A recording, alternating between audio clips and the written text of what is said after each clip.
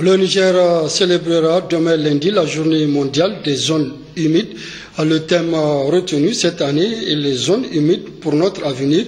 À cette occasion, le ministre en charge de l'Environnement a livré un message dans lequel il lance un appel pour la préservation et la valorisation des zones humides de plus en plus menacées.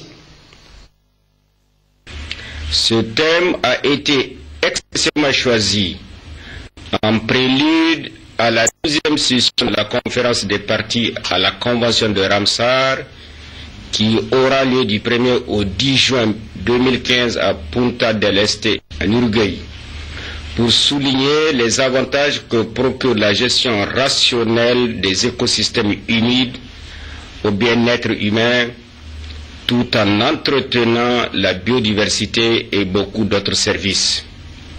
Les zones humides, faut-il le rappeler, désignent les milieux naturels structurés du fait de la présence d'une eau permanente ou temporaire, douce ou saumâtre, en surface ou en profondeur.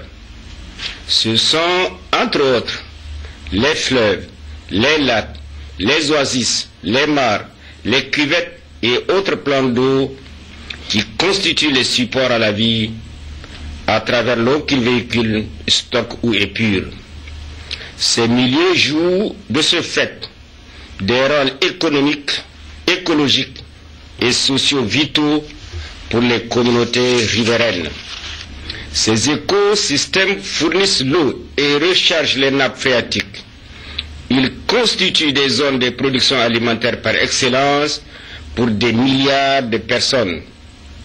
Les zones humides renferment une biodiversité riche et variée et contribuent à la lutte contre le changement climatique et la pauvreté. De ce fait, les zones humides constituent un excellent pilier pour la mise en œuvre de l'initiative 3N.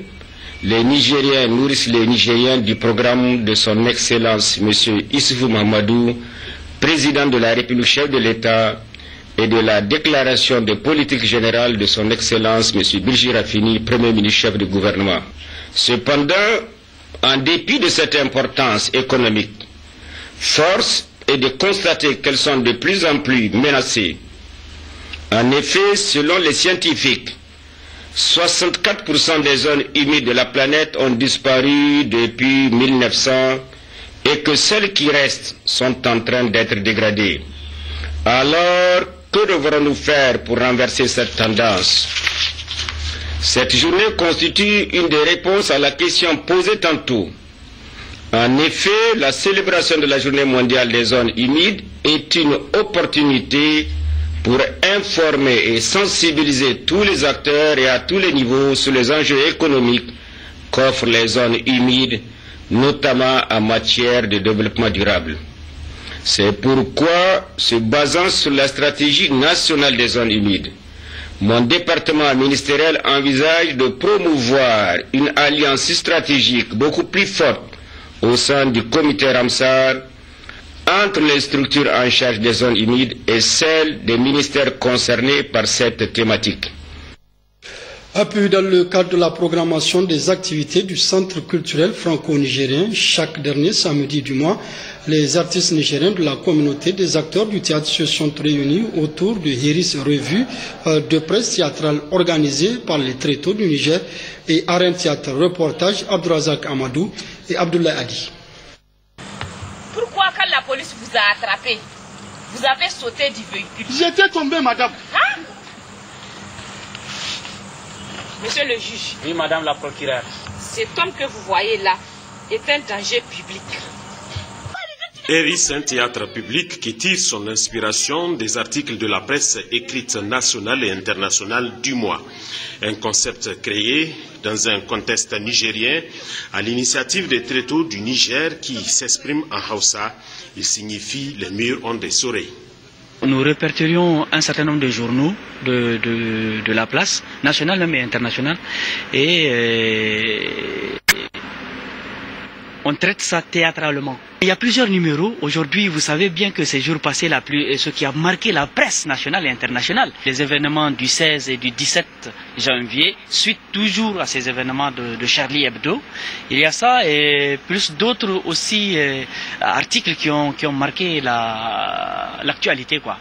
À travers cette initiative, les comédiens du Niger visent à conscientiser le public sur les événements ayant marqué le mois à la façon théâtrale. Nous, notre action en tant qu'artistes, c'est de mettre la population au courant, de mettre notre public au courant de ce qui se passe dans la presse, de ce qui est dit dans la presse. Mais nous ne nous permettons pas de faire des lectures littérales de la presse. Non, non.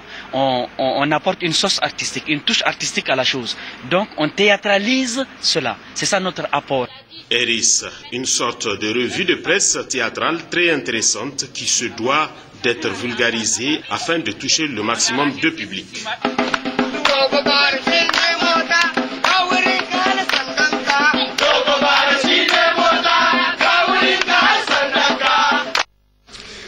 Caire International par le canal du projet de renforcement d'opportunités pour les jeunes, pro-jeunes, sous la supervision de la haute autorité à la consolidation de la paix, a remis à 176 jeunes des produits et des animaux dans le cadre de la relance des activités génératrices de revenus dans la commune rurale de Gadabéji, département de Bermo.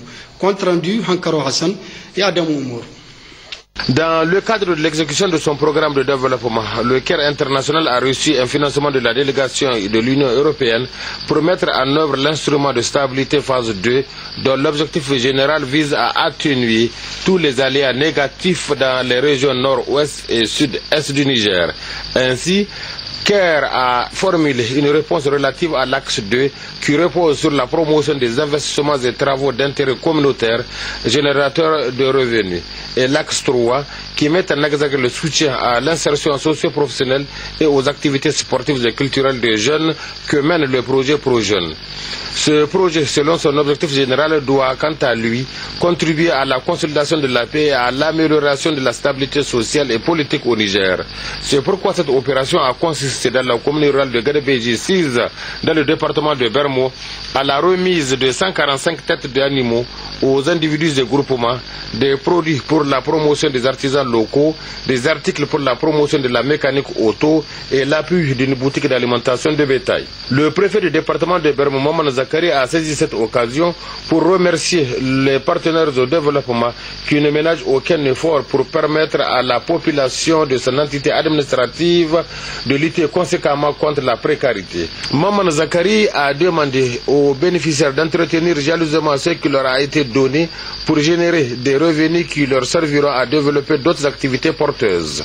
Cette activité cadre parfaitement avec le programme du président de la République, El Hadji Issou Mahamadou, et de son gouvernement. Le coordinateur régional de la haute autorité à la consolidation de la paix, M. Djibo Niendou, a demandé aux bénéficiaires d'être tout tueux sur les produits et animaux à eux offerts par le projet ProJeunes.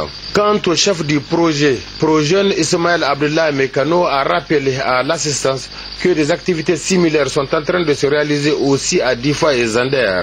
C'est pourquoi il réitère aux bénéficiaires de s'en occuper de ces biens pour servir de modèle dans la région de Maradi. Enfin, le maire de la commune rurale de Gadabéji, Maman Nawan, a vivement remercié le projet ProJeunes pour avoir ciblé sa commune parmi les bénéficiaires de ces activités génératrices de revenus. Il appare que 176 jeunes âgés de 15 à 35 ans, dont 62% des femmes sont concernées par cette opération. Poursuite dans la région de Difa de la campagne de vulgarisation de la loi portant sur les sachets plastiques au Niger. Hier, la délégation conduite par la directrice générale de la salubrité urbaine était à Ngingimi. Reportage Ben Youssef Abdelaziz et Abdrahman Mazou. Au Niger, les sachets et emballages en plastique constituent aujourd'hui une réelle préoccupation pour les autorités de la 7e République. C'est dans ce cadre qu'une mission d'information et de sensibilisation des populations pour un changement de comportement en matière de gestion de ces sachets plastiques sillonne depuis quelques jours la région de Difa. Après la commune de Difa, la mission était hier à Ngingimi où des rencontres d'échange et de partage se sont tenues. Des précisions avec le colonel Ishaou Galadima Mamad. Donc c'est pour vous dire que on est vraiment dans un processus participatif. Donc pour mieux, en tout cas, vulgariser cette loi de cette grande importance. Maintenant, l'objet de cette émission, on va vous lire le contenu de la loi. Et comme c'est une loi, nous, on n'est pas venu pour la modifier. On est venu pour vous livrer son contenu. Maintenant, à travers son contenu, s'il y a des explications, des questions à poser pour d'éventuels éclaircissements, effectivement, on est là pour ça. Cette loi porte sur l'interdiction, la production, l'importation, la commercialisation, l'utilisation, le stockage des sachets et emballages en plastique souple à basse densité. Pour les préfets du département de Ningimi qui présidait l'ouverture de cette rencontre qui a regroupé les chefs coutumiers, les conseillers municipaux, les cadres départementaux, les responsables des forces de défense et de sécurité, le gouvernement a soumis cette loi à l'Assemblée en vue d'interdire les sachets en plastique comme ils portent atteinte à la santé humaine et animale. Le ministère de l'Environnement, de la Salubrité publique et du Développement durable a engagé un dialogue d'échange et d'information avec tous les partenaires intéressés par la question des sachets en plastique et qui polluent actuellement l'environnement au Niger. C'est pourquoi il a été organisé des séances d'information et de sensibilisation objet de notre assise à l'endroit de tous les acteurs soucieux du développement de notre pays. Avant de terminer mon allocution, je tiens à remercier, au nom du président de la République, chef de l'État, son Excellence Al-Hajj Issou Mahamadou, toute notre gratitude à tous les partenaires qui ne cessent d'apporter à notre pays leur appui multiforme pour la protection de l'environnement et la gestion des déchets. À noter qu'une exposition sur les dispositions générales, les définitions des concepts ainsi que les infractions et les sanctions a permis aux uns et aux autres de comprendre le contenu de cette loi, ce qui a permis aux participants de discuter et d'échanger pour apporter des contributions. À Ottawa, l'honorable député Soumaïla Ali de là-bas a procédé à un don d'une ambulance hier au profit des populations de là-bas. C'était sous la présidence du gouverneur de la région de Tawa, Ressi Fatibamou. Les villages de là-bas étaient en fête. Fini le calvaire de l'évacuation des malades. L'honorable député national Soumaïla Ali, ressortissant de là-bas, soucieux du bien-être des populations rurales, notamment celles de là-bas, commune rurale de Garhanga, a offert gracieusement une ambulance au CSI de là-bas au profit de sa population. Ce don vient à point nommé et cadre parfaitement avec la vision des plus hautes autorités de la 7e République, au premier rang desquels le président de la République, chef de l'État, son Excellence Al-Hajj Issoufou Mahamadou, dans le cadre de l'amélioration des conditions de vie des populations nigériennes. Le gouverneur de la région de Tawa, Barmoussa Alfou, en réceptionnant ces dons, a tout d'abord transmis à ses généraux donateurs les salutations des autorités de la 7e République et a invité par la suite d'autres bonnes volontés à lui emboîter les pas. Pour sa part, le chef CSI de là-bas, en réceptionnant des mains du gouverneur de la région d'Ottawa les clés de ses bijoux précieux, a salué que ce geste va beaucoup aider la population bénéficiaire, mais aussi va contribuer au bon fonctionnement de leurs services. Cette œuvre humanitaire démontre plus que jamais l'engagement d'un bon citoyen qui croit aux efforts de l'État et à son devoir de contribuer d'une manière ou d'une autre au développement de son pays. Il faut noter la présence de plusieurs personnalités coutumières et administratives, notamment les chefs des cantons de Daoulé, les chefs des cantons de Garhanga, les honorables députés nationaux ainsi que les préfets de Keta ont rehaussé de leur présence la dite cérémonie. Cérémonie de remise d'un don de produits phytosanitaires du conseil régional à la direction régionale de l'agriculture de Zender. C'était sous la présidence du président du conseil de ville de Niamey. Compte rendu, Garba Maman Kabirou et Faji Boukar. Cette cérémonie, présidée ce samedi par le président du conseil régional des Zender, revêt une importance un peu plus capitale pour les producteurs ruraux de la région de Zender, en ce sens qu'elle intervient au moment où ces producteurs s'attellent pour faire de cette campagne de cultures irriguées leur principale préoccupation.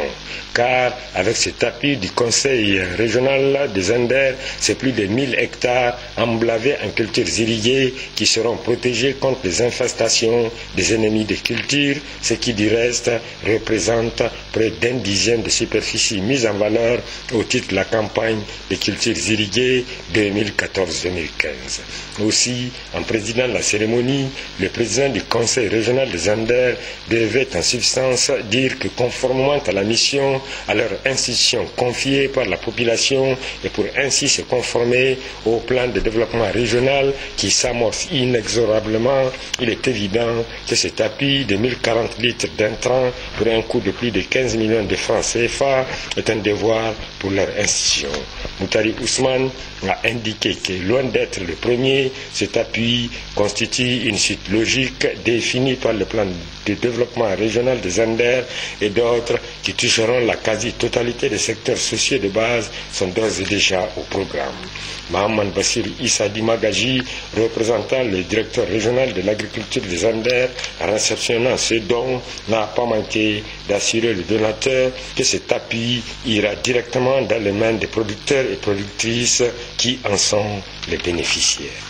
D'ajouter que la direction régionale de l'agriculture des Zender se fera le devoir d'informer les autorités administratives régionales et nationales de cet appui combien important que le conseil régional des Zender vient de mettre à la disposition des producteurs et productrices de la région de Zender, tout en espérant que cet appui ouvre la voie à bien d'autres appuis à l'adresse des producteurs.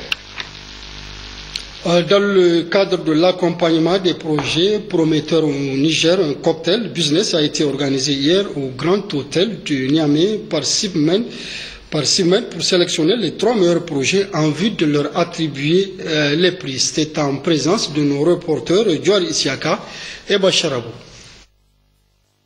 Ils étaient 10 à présenter leurs projets. La majorité des projets présentés s'articulaient autour de la valorisation de la production agricole locale, c'est-à-dire la transformation des produits locaux, fruits, légumes et céréales.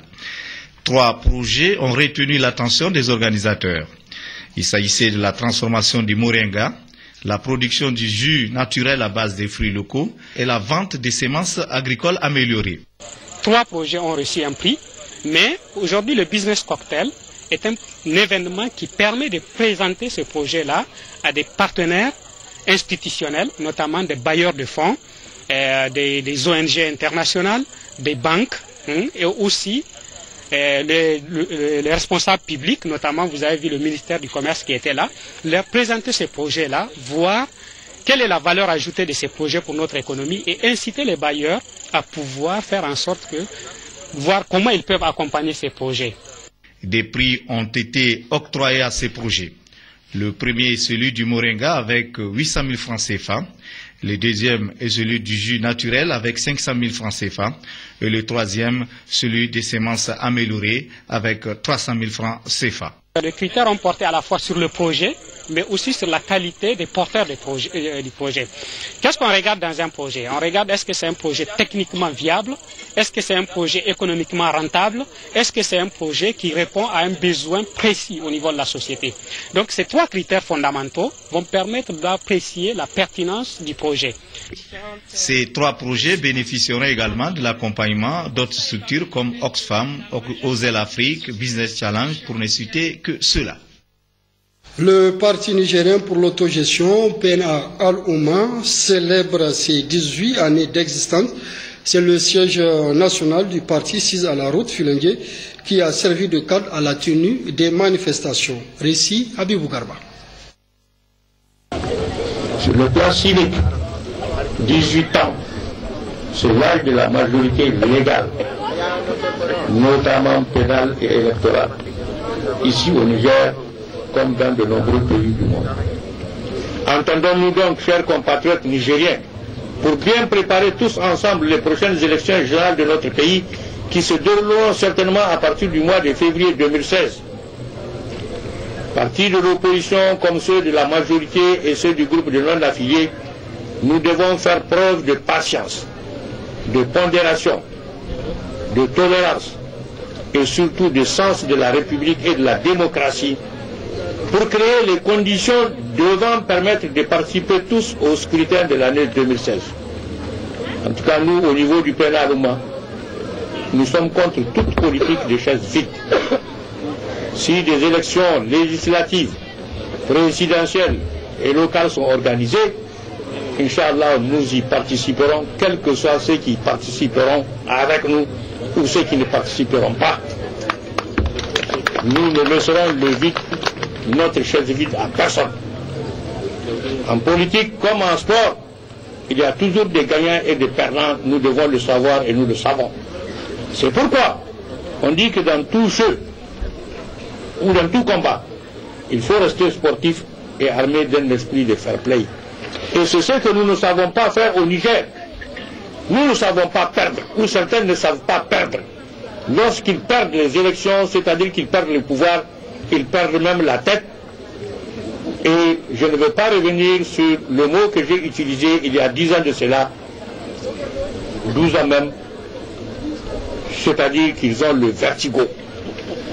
Mais pour nous placer dans des dispositions spirituelles nécessaires à faire de nous tous des bons Nigériens, des démocrates véritables et des républicains sincères, il nous faut changer de mentalité. Tout récemment encore, disons dans son discours de fin de l'année 2014, le président de la République, son Excellence, M. Mohamed Issoufou, nous a appelés à changer nos mentalités. Et il a raison. Sur le plan universitaire, comme sur le plan politique, syndical et social, il est toujours nécessaire de marcher avec son temps, c'est-à-dire d'avoir une mentalité de son temps.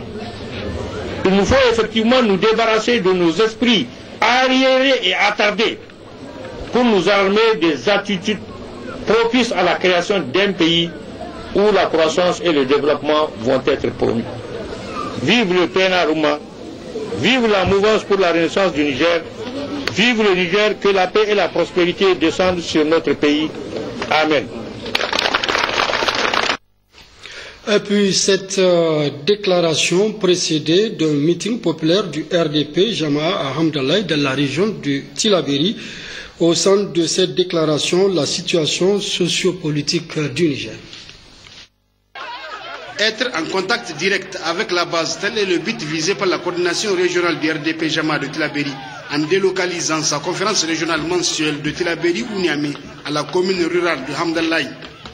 Nous voulons être l'une des forces politiques qui compte dans la région de Tillabéri. Mais ça, ce sera grâce à vous, ce sera grâce à votre détermination. Il faudrait que les gens se mobilisent. Quand on travaille, on peut tout avoir. Donc, il nous faut travailler. Vraiment, population de Hamdallah, merci. Irsabu. La rencontre qui a enregistré la participation de l'ensemble des structures du parti de cette région du fleuve et dont les responsables ont échangé à huis clos avec le président de la coordination régionale, Chebou Dayena, a été sanctionnée par une déclaration sur la situation sociopolitique du pays et la vie du RDP Jama'a. La coordination régionale RDP Jama'a de Tillabéri se félicite de la vitalité du parti de la région avec la mise en place des structures communales et départementales partout dans la région de Tillabéri. Elle exhorte les responsables du parti à tous les niveaux à continuer les efforts déjà déployés pour donner au RDP Jama'a une place de choix sur l'échiquier politique national et au niveau de la région. Elle les appelle d'ores et déjà à prendre toute disposition utile pour se mobiliser en vue du recensement des militantes et militants sur le fichier biométrique et une inscription massive sur les listes électorales. La coordination régionale RDP Jama'a félicite le président Hamid Al-Gabid, président du RDP Jama'a, pour sa sagesse et sa patience, ses qualités d'homme et de dirigeant qui lui ont permis, malgré les aléas et les turbulences de la vie politique nationale, de maintenir la cohésion du RDP et d'en faire un parti qui compte sur l'échiquier politique national. Elle l'assure de son soutien indéfectible et lui souhaite longue vie à la tête du parti RDP Jama. Examinant la situation politique nationale, la coordination RDP Jama de Tillabéri se félicite des progrès accomplis au plan économique et social dans la région de Tillabéri sous la 7e République, notamment en ce qui concerne les infrastructures socio-économiques, les écoles, les routes, le barrage de Kandaji. Elle apporte son soutien inconditionnel au président de la République, chef de l'État, son Excellence M. Issoufou Mahamadou, au Premier ministre, son Excellence M. Birji Rafeni et au gouvernement de la 7e République pour tous les efforts consentis en vue du renforcement de la paix, de la sécurité et du progrès économique et social dans notre pays. La section MNSD Nassara de la région de Tillabéri a organisé une réunion d'information et de sensibilisation à l'endroit de ses militantes et militants de la région.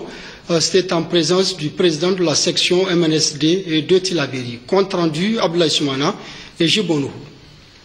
Ils étaient nombreux, les leaders et les militants et militantes du MNSD Nassara, à prendre part à cette importante rencontre d'information et de sensibilisation des militants et militantes organisée par la section MNSD Nassara de Tillabéri. Après l'hymne du parti et le chant de bienvenue des filles de Tillabéri, le président de la coordination de Tillabéri s'est réjoui de la forte mobilisation des militants et militantes. Le premier vice-président du bureau politique national et le président de la section de Tillabéri se sont succédés pour leur transmettre les salutations fraternelles et tous les encouragements du président du parti Albade Abouba. Adamou Chefou et Wassalke Boukari ont longuement entretenu les militants de la situation du parti. La section MNSD Nassara de Tillabéri a rendu publique une déclaration. La section MNSD Nassara de Tillabéri, réunie ce jour 31 janvier 2015 à Tillabéri, sous la présidence de M. Adamou Chefou, président de la section, en vue d'examiner la situation du parti, fait la déclaration suivante. Félicite le camarade Albade Abouba pour sa brillante élection à la tête du parti et l'assure de son soutien ferme et indéfectible. Remercie les délégués au Congrès pour avoir confié la première vice-présidence du parti au camarade Wassalke Boukari, membre de la section de Tillabéri. Demande au président du parti de ne ménager ni son temps ni ses efforts pour réconcilier les militants du MNSD Nassara et œuvrer sans relâche afin que notre parti retrouve son rang de plus grand parti politique nigérien. Condamne avec la dernière énergie les événements survenus à Zender et à Niamey et demande au gouvernement de rechercher les responsables de cette barbarie et les mettre à la disposition de la justice. Présente ses condoléances et sa compassion aux familles des disparus et à toutes les victimes. Réaffirme son soutien constant à son Excellence M. Issoufou Mahamadou, président de la République, chef de l'État et au gouvernement, pour tout ce qu'ils sont en train d'entreprendre pour le seul bonheur du Niger et de son peuple. Demande aux militants et sympathisants de la région de Tillabéri de rester sereins et mobilisés afin de faire échec aux manœuvres sournoises sans cesse orchestrées par les ennemis du MNSD Nassara. Fait à Tillabéri le 31 janvier